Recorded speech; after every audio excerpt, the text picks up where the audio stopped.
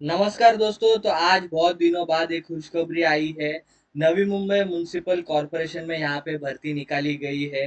बहुत ही सारे डिसिप्लिन के लिए अगर मैं टेक्निकल में बात करूँ तो जूनियर इंजीनियर सिविल में भर्ती निकाली गई है। जूनियर इंजीनियर बायोमेडिकल में भर्ती निकाली गई है। नर्स के लिए भर्ती निकाली गई है। और भी बहुत सारे नॉन टेक्निकल पोजीशन है जिसके लिए भर्ती निकाली गई है। आज हम उसके बारे में बात करने वाले हैं। तो फर्स्ट ऑफ ऑल आप यहाँ पे देख सकते हो, आपके सामने ये पीडीएफ ओपन है। जैसे ही आप नीचे दिए गए लिंक के ऊपर क्लिक करेंगे तो आपके सामने कुछ ऐसा इंटरफेस ओपन हो जाने वाला है। उसमें अगर आपको ऐड पढ़ना है तो आपको यहाँ पे क्लिक करना है। और अगर आप रजिस्टर करके लॉगिन करके आगे का फॉर्म फिल करना चाहते हैं तो आपको इन दोनों में से किसी भी एक के ऊपर रजिस्ट्रेशन करने के लिए यहाँ पे और फॉर्म आगे का फिल करने के लिए यहाँ पे क्लिक करके आगे का फॉर्म फिल करने के लिए लेना है। सबसे इंपॉर्टेंट डेट्स मैं आपको बता दूं, 28 मार्च से ये जो फॉर्म है ये शुरू हो चुका है। ये फॉर्म फिल करने का लास्ट डेट जो है वो 11 मई रहने वाला है। बहुत ही लंबा पीरियड यहाँ पे नवी मुंबई म्युनिसिपल कॉर्पोरेशन ने दिया है। तो आप जो है आराम से फॉर्म फिल करना, कुछ भी गलतियां मत करना, क्योंकि इस फॉर्म का जो फी है वो बहुत ज़्यादा है। जैसे कि ओपन के लिए आप अगर किसी भी पोजीशन के लिए अप्लाई करना चाहते हैं तो 1000 रुपीज़ है। और अगर आप रिजर्व कैटेगरी से आते हैं तो आपको 900 रुपीज़ पे करना है।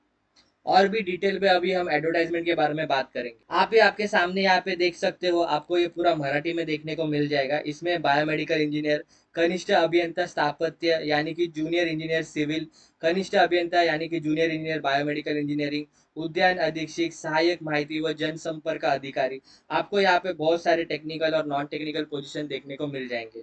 हम जो है कनिष्ठ अभियंता स्थापत्य यानी कि जेई सिविल के लिए कैसे अप्लाई करते हैं वो इस वीडियो में देखने वाले हैं। आप यहाँ पे पे स्केल देख सकते हैं 38,600, यानी कि बहुत ही अच्छा पे स्केल है जेई के लिए, ऐसा हम कह सकते हैं।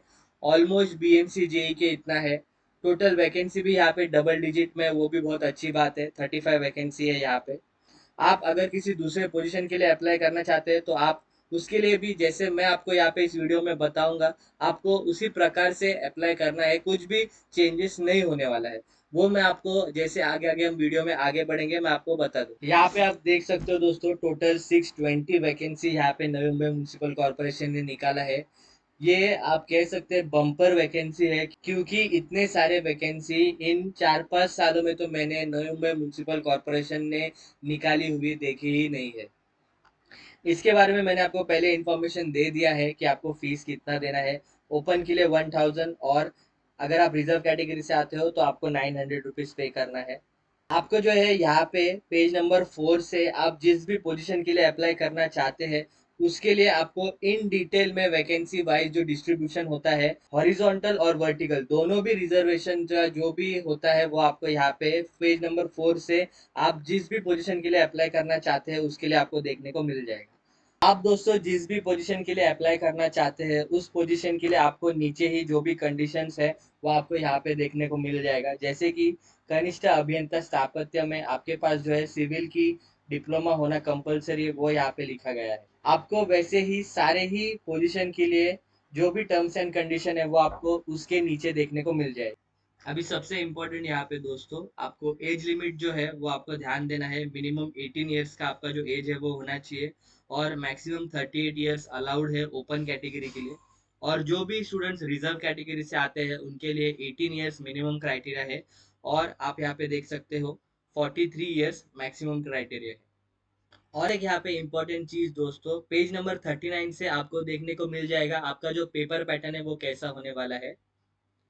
आप यहाँ पे देख सकते हो, अभी हम कनिष्ठ अभियंता स्थापत्य इस पोजीशन के लिए अप्लाई करने वाले हैं। तो उसके लिए मराठी जो है 10 मार्क्स का रहेगा, इंग्लिश 10 मार्क्स का रहेगा, जीके 10 का रहेगा, और रीजनिंग 10 का रहेगा, और आपका जो भी ब्रांच है उसके रिलेटेड 60 रहने वाला है। टोटल ऐसा 100 मार्क्स का क्वेश्चन रहने वाला है।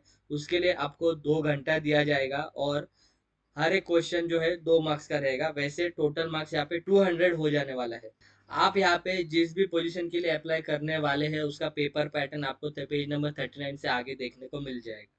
नेगेटिव मार्किंग पेपर में होने वाली है कि नहीं इसके बारे में हमको जो है एड में अभी तक कुछ मिला नहीं है। अगर फर्दर आगे जाके हमको उसके बारे में कुछ भी डिटेल पता चलता है तो हम जो है इसके कमेंट सेक्शन में या फिर डिस्क्रिप्शन में उसका अपडेट डाल देंगे। तो अभी हम डायरेक्ट देखते हैं कि इस पोजीशन के लिए कैसे अप्लाई करते हैं। आपको फर्स्ट ऑफ ऑल रजिस्ट्रेशन करना होगा दोस्तों, उसके लिए आपको यहाँ पे क्लिक करना है। टीसीएस के द्वारा ये जो रिक्रूटमेंट प्रोसेस है फॉर्म फिलिंग का, ये कंप्लीट किया जा रहा है। तो आपको जो है बहुत सारे डॉक्यूमेंट लेके बैठना है, ये आप पहले से ही निश्चित करके रखना, क्योंकि टीसीएस का जो फॉर्म है वो आईबीपीएस से थोड़ा बड़ा होता है। रजिस्ट्रेशन में दोस्तों आपको सबसे पहले आपका नाम डालना है, आपके पिताजी का नाम, फिर आपके मम्मी का नाम, फिर आपका डेट ऑफ बर्थ, फिर gender, mobile number, email ID, आप आपका एग्जाम सेंटर कहाँ पे चाहते हो उसका डिटेल, और लास्ट में आप जो है आपके मोबाइल नंबर और ईमेल आईडी पे जो ओटीपी आएगा वो यहाँ पे डाल के रजिस्ट्रेशन को कंप्लीट कर सकते हैं। तो अभी जो है मैं आपको ये पूरा डिटेल यहाँ पे डाल के रजिस्ट्रेशन कंप्लीट करके आपसे बात करता हूँ। आपको जो है दोस्तों exam centre all over Maharashtra देखने को मिल जाएगा। आप यहाँ पे एग्जाम सेंटर चूज करने के टाइम ठीक से यहाँ पे ऑप्शन को चूज करना। जैसे ही ये सारा डिटेल आपका फिल करके हो जाएगा दोस्तों, उसके बाद आपको यहाँ पे वेरीफाई करना है एक बार। जब वेरीफाई करके हो जाएगा उसके बाद आप यहाँ पे सबमिट के ऊपर क्लिक कर सकते हैं। फिर आप यहाँ पे देख लेना, आपका जो है रजिस्ट्रेशन नंबर यहाँ पे क्रिएट हो जाएगा, और यही सेम डिटेल आपको आपके मेल के ऊपर भी देखने को मिल जाएगी। अभी ये रजिस्ट्रेशन जो प्रोसेस है ये सबके लिए कॉमन होने वाला है, फिर आप किस भी पोजीशन के लिए अप्लाई करो यही सेम प्रोसीजर आपको फॉलो करना है। फिर यहाँ से जो प्रोसीजर है वो पोस्ट वाइज डिफरेंट हो जाएगी, वो भी सिर्फ एक ही स्टेप में यहाँ पे आपको अलग प्रोसीजर देखने को मिल जाएगा, बाकी सब पूरा सेम होने वाला है। जैसे यहाँ पे अप्लाई फॉर पोस्ट के ऊपर क्लिक करोगे तो आपको यहाँ पे click here to apply for post के ऊपर क्लिक करना है। फिर आपसे जो है आपके पर्सनल डिटेल, फिर एडिशनल कुछ डिटेल, फिर कम्युनिकेशन डिटेल, फिर क्वालिफिकेशन एंड एक्सपीरियंस, फिर डॉक्यूमेंट अपलोड, और लास्ट में पेमेंट करके ये पूरा लंबा प्रोसीजर होने वाला है। इसमें आप देख सकते हो सिर्फ आपको यहाँ पे फर्स्ट पोस्ट अप्लाई पोस्ट के ऊपर यहाँ पे जो आप क्लिक करोगे तब आपको यहाँ पे ध्यान देना है कि आप कौन से पोस्ट के लिए अप्लाई करने वाले हैं। उसके आगे का जो प्रोसीजर है वो पूरा सेम होने वाला है। तो आप जिस भी पोजीशन के लिए अप्लाई करोगे उसके लिए आपको यहाँ पे वो क्लिक करना है। फिर ये आगे के सारे डिटेल दोस्तों सभी के लिए सेम होने वाले, जिसमें आप देख सकते हो फर्स्ट ऑफ ऑल आपको आपके डोमिसाइल का डिटेल डालना है। फिर अगर आप कैटेगरी से आते हो तो आपको उसका डिटेल डालना है। फिर बाद में आपके नॉन क्रीमी लेयर का डिटेल, फिर अगर आपके बॉडी के ऊपर कौन सा मार्क होगा जैसे कि मोल या फिर ऐसा कुछ, तो आप उसका डिटेल यहाँ पे डाल सकते हो। फिर अगर आपके पास पैन कार्ड है तो उसका, driving licence, voter ID, passport, bank passbook, ये सारी डिटेल आपको पर्सनल डिटेल में यहाँ पे आगे फिल करनी। और एक दोस्तों यहाँ पे इंपॉर्टेंट चीज आपको यहाँ पे ध्यान देना है कि are you domicile of Maharashtra state. इसके लिए आपका आंसर यस ही होना चाहिए। अगर आपके पास डोमिसाइल सर्टिफिकेट है महाराष्ट्र स्टेट का तो ही आप इस पोजीशन के लिए अप्लाई कर सकते हो, अदरवाइज आप इस पोजीशन के लिए इन एलिजिबल हो। जैसे ही आपका ये सारा डिटेल फिल करके हो जाता है दोस्तों, उसके बाद आपको नीचे सबमिट के ऊपर क्लिक करना है। फिर आप आगे एडिशनल डिटेल इस पेज के ऊपर चले जाओगे। फिर दोस्तों एडिशनल डिटेल में क्या आप एनएमएमसी के एम्प्लॉय हो उसका डिटेल आपसे मांगा जाएगा। फिर 1991 सेंसस जो हुआ था उसके एम्प्लॉय हो, प्रोजेक्ट अफेक्टेड हो, अर्थक्वेक अफेक्टेड हो, पार्ट टाइम एम्प्लॉय हो, एक्स सर्विसमैन हो, ये सारी डिटेल जो है अभी आपसे पूछे जाएंगे। और लास्ट में जो है क्रिमिनल डिटेल्स जो भी है वो सारी डिटेल यहाँ से आपसे मांगी जाती है। उसका आंसर मोस्टली नो ही होता है, तो आप आपके हिसाब से यहाँ पे आंसर यस नो जो भी है वो कर देना। जैसे आपका एडिशनल डिटेल फिल करके हो जाता है दोस्तों, उसके बाद आपको जो है आपका कम्युनिकेशन डिटेल डालना है, जिसमें कि आपको आपका करस्पॉन्डेंस और परमानेंट एड्रेस ये दोनों चीज डालना है।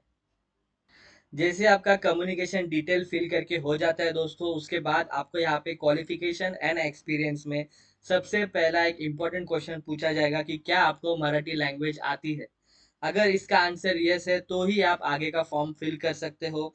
अगर इसका आंसर नो है तो आप इस पोस्ट या फिर इस एडवर्टाइजमेंट के लिए इन एलिजिबल हो। फिर आपको दोस्तों आपके 10th का डिटेल, डिप्लोमा का, 12th का, ग्रेजुएशन का डिटेल, ये सारी डिटेल आपको यहाँ पे डालना। यहाँ पे जो है ग्रेजुएशन डिटेल कंपलसरी में पूछा गया है।